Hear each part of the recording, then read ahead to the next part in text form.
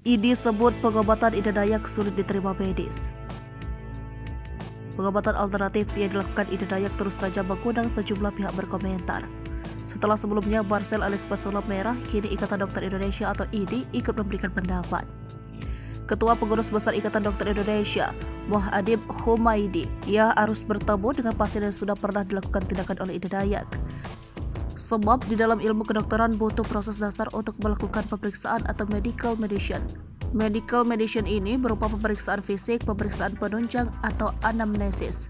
Setelah didiagnosa ditegakkan barulah dilakukan penatalaksanaan.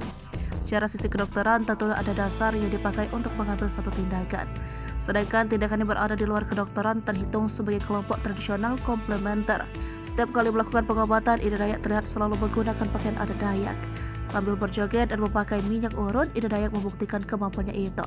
Sebelumnya Ida Dayak menasihati pasien yang ia obati tersebut. Ia mengatakan bahwa jadi kelingking pasien bengkok akibat dari sering melawan suami. Selanjutnya Ida Dayak memulai pengobatan itu dengan mengucap lafaz tahlil terlebih dahulu. Spiritualis Dayak Bunda Norma menerangkan tarian dilakukan Ida Dayak merupakan khas Dayak Paseh. Walau mengobati orang sakit, spiritual emang suka menari mengadakan tangan ke atas. Norma mengatakan dari kebudayaan Dayak, doa dan tarian memang dua hal yang bisa dilakukan. Spiritualis Dayak lainnya Dewi Rantian juga berpendapat senada.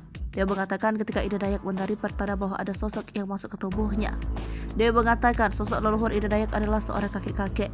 Menurut Dewi Rantian di Kalimantan, tidak semua orang bisa memiliki keahlian seperti Ida Dayak. Kata Dewi, bahkan Ida Dayak dipilih secara khusus oleh leluhurnya.